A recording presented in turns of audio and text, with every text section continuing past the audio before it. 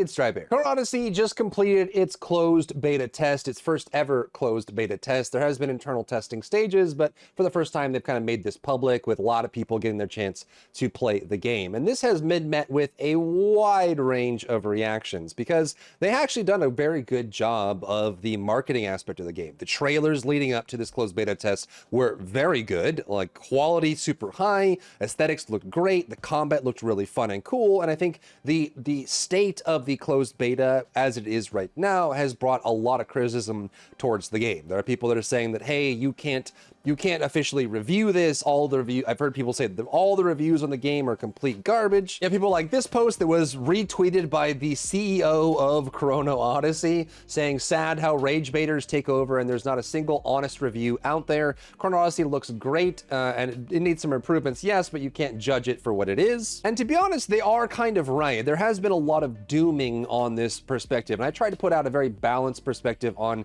Chrono Odyssey and its closed beta. I mean, obviously I can't give it my stamp of approval in the state the closed beta is in, but luckily all of the issues that Chrono Odyssey has are fixable, which means that if they put the work in, they can certainly fix up the problems. It is very New World adjacent and there's a lot of issues that are presented, but it does have a good foundation that can be built upon to create a really cool game. Even had the CEO coming out and saying, we want to sincerely thank everyone who participated in this test. We're grateful that you've chosen to spend your valuable free time with Chrono Odyssey. As a developed team, we believe the best way to repay your support is by carefully monitoring your feedback and working hard to deliver a significantly improved experience in the future. So all eyes are on Chrono Studio and NPixel to deliver on the promises they've made and really make the game shine, because again, it has the foundation to, it just has a lot of glaring issues to solve. Which brings me to the next topic of this video, which is the development state that the CBT build was in. This is something that has been a topic of discussion over the last 24 hours. Ultimately, the purpose of a CBT is to get feedback on the game. So the CEO says,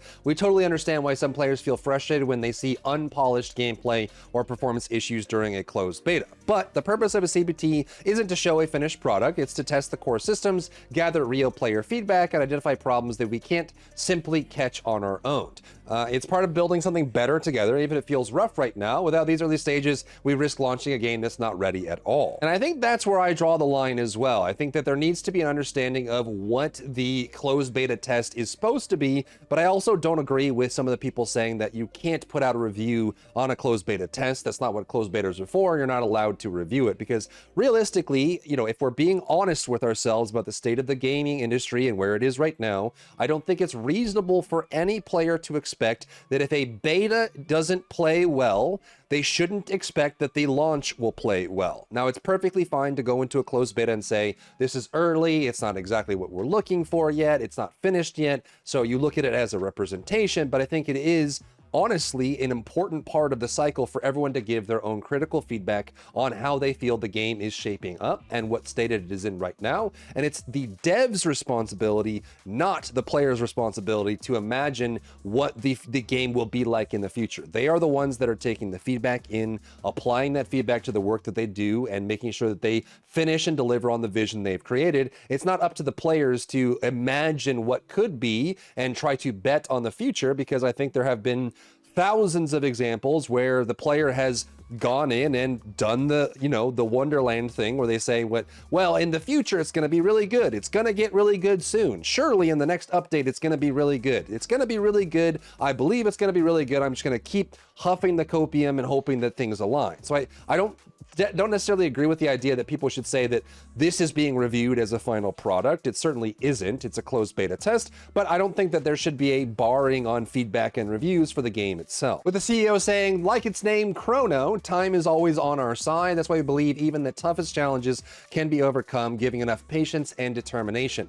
Personally, I'm a huge fan of Baldur's Gate 3, and I know it took nearly 3 years of early access for that masterpiece to come to what it is today. And kind of what he's referring to, the early access for Baldur's Gate Gate 3 was only the first act. They were still internally working on Act 2 and Act 3 for the overall game itself. So definitely getting an early start on the game helped a lot of the feedback that they got for there. And some people would even criticize Baldur's Gate 3, one of the only game in history to ever get every credit-worthy Game of the Year award, one of the most highly accredited games in history. There's still a lot of people that feel like Act 3 was unfinished or not super polished, and there's definitely issues and gripes you can have with Baldur's Gate 3, though it still is one of the best games that people ever played or seen, and it even got people to play a genre that isn't all that popular with turn-based CRPGs. But he is right that, it took 3 years of early access. So the question is this something that they're planning to release for fall or winter? Because a lot of what they were putting out was saying, hey, we're aiming at maybe winter this year, 2025, and this person's saying, hey, take your time with it,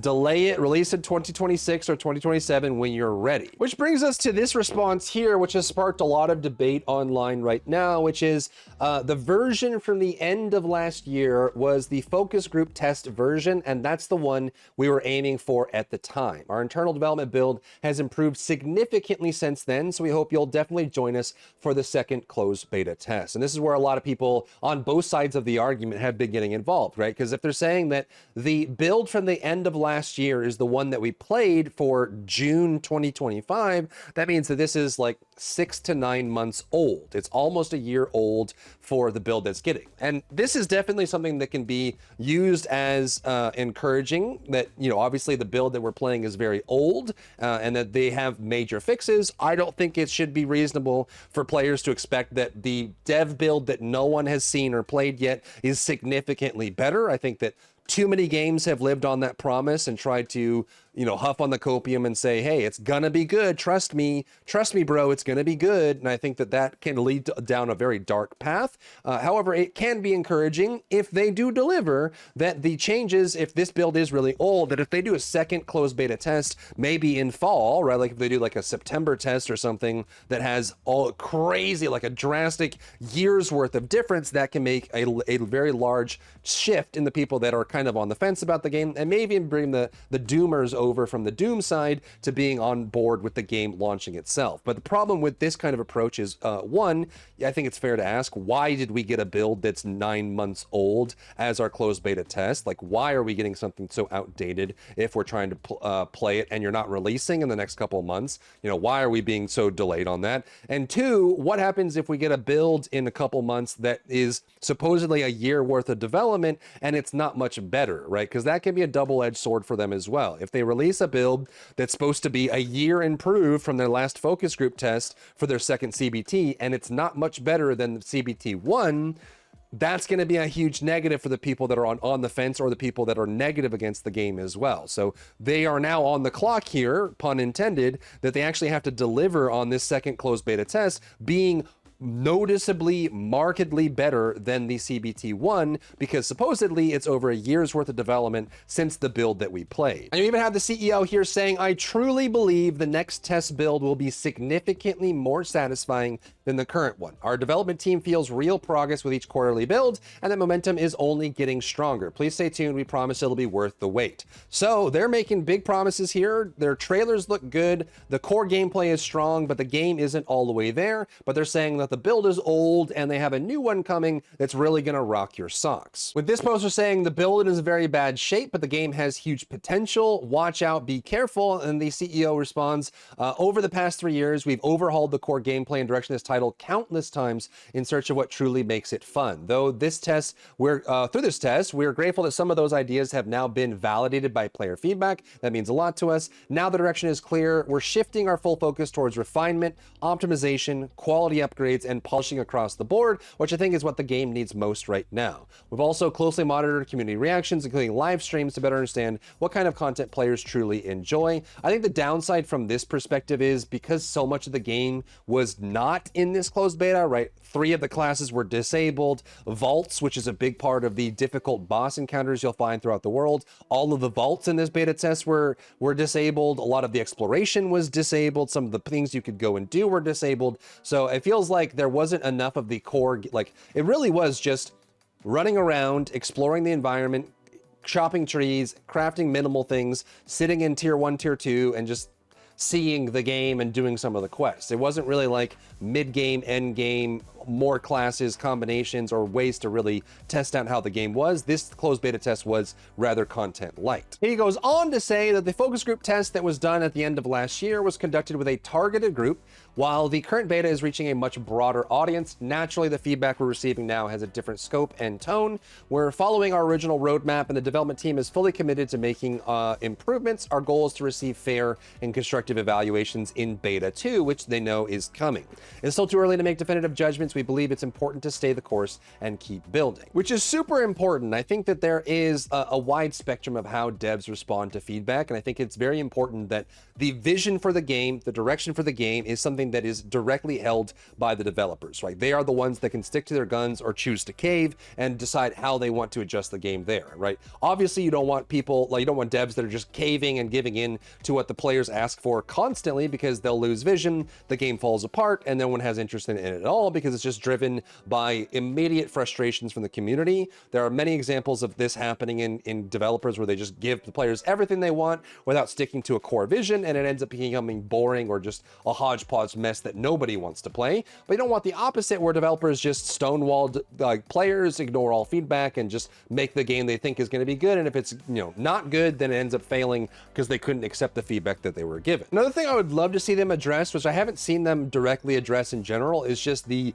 range of character creations. I think I've seen a lot of really good characters being created and posted online, characters that are really unique or high fidelity, a lot of options with how you change up the character and the shapes and presentation. I think there's also a lot of customization that fits for this as well. And I think that that should always be an option for people to express their own, you know, subjective reality, their own individuality on how they want their characters to look. However, I think there's a very real problem with the way that they make their character creator function right now. I think that the limits of body shape, silhouette, and everything are a little bit too unbounded, to the point where I think it completely ruins or kills any immersion you might get in the game. Now, some people might disagree. Some people really like the goofy characters and the non-standard proportions and the weird monstrosities that you can create in the game. And I would argue that in some games it's super fun. Like, you know, this is very common in like fighting game online lobbies, like Street Fighter Online, where you can make the most cursed characters ever, and it's kind of funny and silly, because once you get into game, you're not really fighting with that character. In some cases, like UFC or whatever, you might be, but in general, I think that can be really fun and interesting for people. However, I would argue that in a immersive world where you're supposed to be buying into the high fidelity aspect, the graphical aspect, and being able to get in with the NPCs and the story and the lore and the world, I think characters like this that are just weird and beyond, you know, whatever mold you want to put them in, kills all immersion. If I walk by these characters constantly when I'm playing, I'm just going to treat your game like it's a pen and paper exploration where, you know, I'm just going to ignore the world. I'm going to ignore the immersion. All my immersion is killed immediately if I walk by characters like this constantly in the main towns, especially when it comes to armor and animations. When you can start doing this with characters, the armor looks really weird. The way it lays on the character is very odd. And also the way the character animates is very weird as well. But that's where we're at with Chrono Odyssey. The Closed Beta 1 test was apparently a build from the focus group testing that they did at the end of last year. I'm guessing sometime in Q4. So get anywhere from 6 to 9 months old, depending on the build that they use there. And they're very confident they have an internal build that has solved a lot of these problems. They also mentioned that they, you know, didn't include any min spec for this, which is why so many people have been having performance issues. And honestly, I think that, you know, there is a real chance that they're on the nose about this, that they have a build that's way better, that it functions really well and it feels really good, and they deliver on all their promises. I think that it's also fair that players have skepticism on that being the case, because they've been let down so many times by developers just moving the goalpost and hand waving away all the feedback and saying, yeah, it'll be good, don't worry. And then when they finally release, it's still not good and they didn't solve the problems, and that's there. So I think that it's fair for people to be excited about this game and interested on its progress, especially as they start adding more builds. I think it's fair to say that, hey, this is a very old build that has a lot of content missing from it, so you don't want to treat it like it's the full release. But I think it's also fair that people have criticisms about this build and skepticism on whether or not they can deliver on their vision and improve it in a meaningful amount of time within the near future or beyond. So let me know where you sit with Chrono Odyssey, what your expectations are for the game. If you're on the side of being super excited for the game and you're ready to see the update for closed beta test 2, if you're on the fence about it based on what you've seen and you're just waiting to see what they do, or if you're just completely out, like you've seen the game, the closed beta test was enough for you to not want to follow the development any further, and it's not something you're looking forward to anymore. Let me know where you sit on that line and what your feedback is for this, and also what the CEO responses have kind of like left lingering in your mind based on how they're approaching the feedback on the game overall. If you found value in today's video, leave a like down below, leave a comment for the algorithm to help this video get seen by more people, and don't forget to check out my other channels for other content and other stuff and other things.